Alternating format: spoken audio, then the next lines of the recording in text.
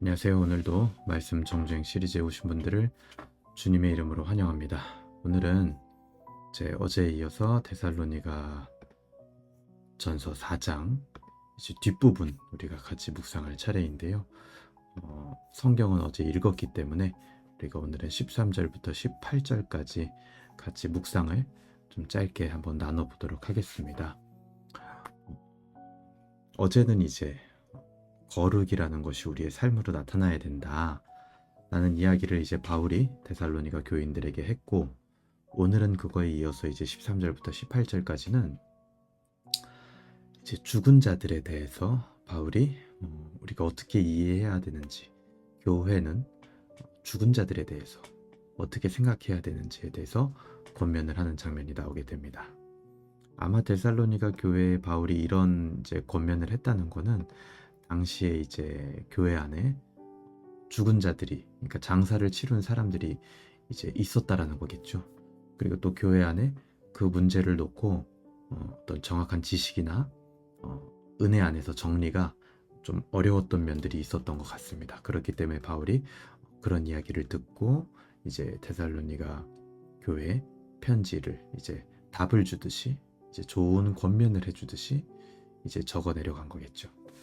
그래서 우리가 이런 지식은 많은 경우 사실은 우리를 교만하게 만듭니다. 지식은. 근데 하지만 잘 사용하면 영혼을 지킬 수 있다는 거죠. 특히 복음적 지식은 잘 사용하기만 하면 우리의 영혼과 마음을 아주 효과적으로 지켜낼 수 있습니다. 그래서 바울은 우리 삶의 모든 부분에 있어서 소망 없는 자들과 같이, 이런 복음적 지식과 믿음이 없는 자들과 같이 침륜에 빠지지 않기를 원했다라는 거죠. 그래서 14절부터 오늘 본격적인 내용이 17절까지 이제 나오게 됐는데, 13절부터 보겠습니다. 형제들아, 자는 자들에 관하여는, 여기서 자는 자는 이제 죽은 자들이죠. 벌써 죽은 자들을 부르는 칭호가 다릅니다. 너희가 알지 못함을 우리가 원하지 아니하노니 이는 소망 없는 다른 이와 같이 슬퍼하지 않게 하려 함이라. 그러니까 죽은 자들이 있으면 우리도 당연히 슬프잖아요. 우리의 가족이나 아끼는 사람들이 소천했을 때. 근데 그럴 때 마냥 죽은 자들에 대한 어떤 소망이 없는 사람들처럼 그냥 마냥 슬프기만 한 그런 모습으로 있지 않게 하기 위하여서 바울이 편지를 쓰는 겁니다. 그래서 14절부터 17절까지는 주된 내용이 뭐냐면, 쉽게 말해서 그겁니다. 결국 부활의 소망을 너희가 실제적으로 가져라는 거예요.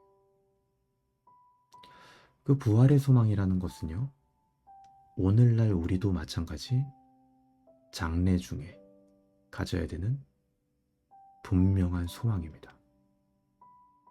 여러분, 부활이 있습니다. 그리고 바울의 말에 의하면 15절 보세요. 우리가 주의 말씀으로 너희에게 이것을 말하노니 주께서 강림하실 때까지 우리 살아남은 자도 자는 자보다 결코 앞서지 못하리라. 그러니까 산 자가 결코 그리스도 안에서 죽은 자보다 나은 상태가 아니라는 거예요. 그러니까 슬퍼하지 말라는 거죠. 우리는 지금 더 괜찮은 상태에 있고 죽은 자들은 더 안 좋은 상태에 처해진 거냐? 아니요, 그렇지 않다라는 거예요, 바울은. 그게 바로 성도가 가져야 될 소망입니다. 오히려 죽은 자들은요, 우리보다 앞서 있는 거예요. 우리보다 더 먼저 하나님 앞으로 간 겁니다. 하나님과 더 가까워진 거예요. 그러니 슬퍼할 필요 없다라는 거죠. 그게 첫 번째 바울의 권면이었습니다. 그리고 두 번째는 이 16절, 17절을 보게 되면 바울은요, 이 부활 때에 있을 그리스도의 재림, 그것이 너희 데살로니가 교인들의 소망이 되기를 바란다 라고 하면서 이 부활과 재림에 대해서 이야기를 합니다. 바울은요, 이 데살로니가 전서를 잘 살펴보면 1장, 2장, 3장 다 빼놓지 않고 예수님의 재림을 매 장마다 강조를 했습니다. 그러니까 데살로니가 교회는 현재 어린, 인간으로 비유하자면 어린 교회인데, 그 어린 교회가 환난을 이겨내는, 이 모든 상황들을 이겨내는 중요한 핵심, 그것들을 다 이겨낼 수 있는 그 소망은 무엇이냐? 바로 그리스도의 재림이었다라는 거죠. 우리가 이 땅에 살면서요, 은혜 받는 것도 좋습니다. 구원도 좋아요. 사명도 좋습니다. 섬김도 좋습니다. 하지만 그럼에도 불구하고 부활과 예수님의 재림이 없다면 모든 것은 허망해집니다. 구약의 성도들이 오실 예수님을 바라보았던 것처럼 우리는요, 오신 예수님을 바라보는 겁니다.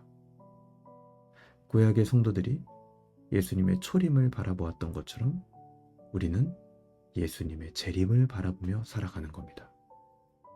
여러분 생각해 보자고요. 구약의 성도들이 이 메시아, 예수님을 갈망하는 마음이 얼마나 컸을까요? 정말 간절했겠죠. 우리가 재림을 바라보는 마음이 그와 같아야 된다는 거예요. 여러분, 우리가 살면서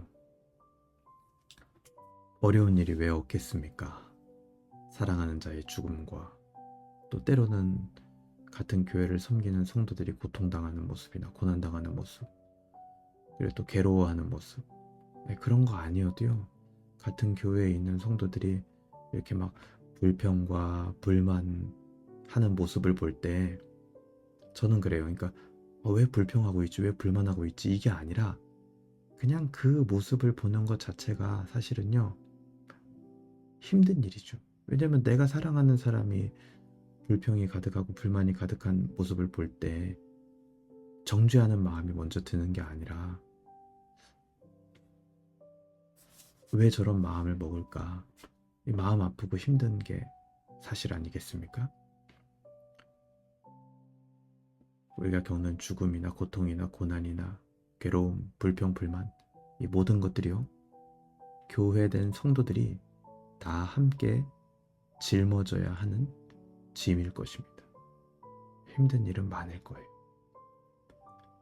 그렇기 때문에 우리는 이렇게 바울의 권면처럼 다시 오실 예수님을 우리가 서로 바라보자 라고 서로 위로해야 됩니다. 그런 일이, 어려운 일이 있을 때마다. 때로는 우리가 너무나 어려운 일 때문에 또 우리가 극복할 수 없을 것 같은 여러 가지 상황들 때문에 아무 말 할 수 없을 것 같을 때, 그때에도 할 수 있는 마지막 말이 무엇입니까? 예수님이 다시 오실 것이다. 예수님의 재림. 그 말을 우리는 할 수 있을 겁니다. 그래서 바울도 18절에 이렇게 얘기하죠. 그러므로 이러한 말로 서로 위로하라. 그래서 오늘 짧은 본문이지만 이 본문을 통해서 바울은 실질적으로 우리가 사랑하는 사람의 죽음에 대해서 어떻게 정리를 해야 되는지, 그리고 그거를 넘어서 우리가 실제로 신앙생활을 해나갈 때, 어려운 일이 다가올 때 예수님의 재림이라는 게, 우리의 부활이라는 게 얼마나 강력한 소망을 우리에게 주는 것인지, 이 두 가지를 바울은 정리해 주었습니다.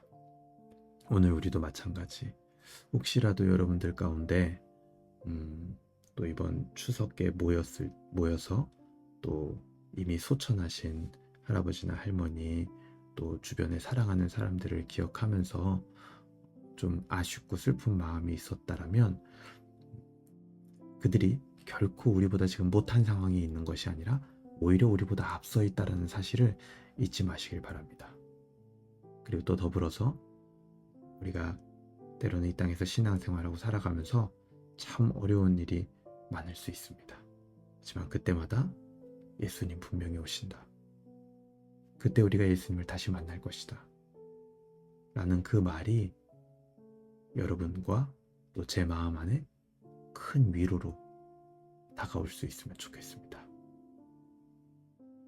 제가 기도하겠습니다. 하나님 아버지, 감사합니다. 오늘 데살로니가 전서 4장 두 번째 단락을 묵상하면서 주님의 재림과 또 그리스도 안에서 자는 자들의 부활이 우리에게 얼마나 큰 소망이 되는지 다시 한번 살펴보게 됩니다. 사랑하는 자들을 하나님의 섭리에 의하여 어쩔 수 없이 보내야 하는 죽음이라는 큰 인생의 난관이 우리에게 있습니다.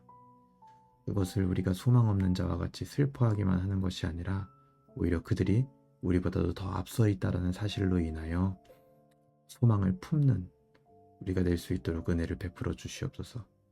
또한 우리가 인생을 살아가고 신앙생활을 하면서 참 어려운 일이 많을 겁니다.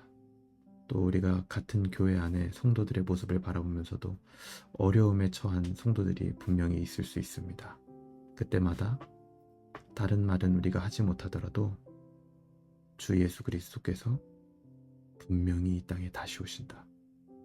그 사실만큼은 우리가 마음속 깊숙한 곳에 붙들게 하여 주시고 그 사실로 우리가 위로받는 신앙 될 수 있도록 은혜를 베풀어 주시옵소서. 감사드리며 예수님의 이름으로 기도합니다. 아멘. 네, 감사합니다. 오늘도 같이 묵상할 수 있어서 너무나 감사했고요. 여러분 이제 이번 주 오늘 목요일 그리고 또 내일 금요일 토요일 있잖아요. 이 3일이 굉장히 중요합니다. 왜냐면 우리가 지금 앞에 월화수를 연휴로 쉬었잖아요. 목금토 이 3일 동안요. 여러분이 영적인 텐션을 끌어올리셔야 돼요. 뭐 진리는 아니지만 제가 지금까지 목회를 섬겨오면서 많이 겪었던 일이에요. 그러니까 이 연휴라는 게 참 좋기도 하지만 어떤 면에서는 영적인 텐션을 확 낮추거든요.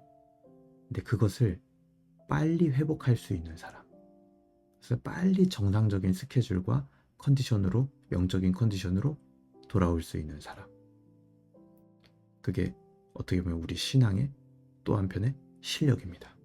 여러분이 목요일, 금요일, 토요일 특별히 더 신경 써서 하나님과 교제하는 하루하루 되시길 바랍니다. 감사합니다.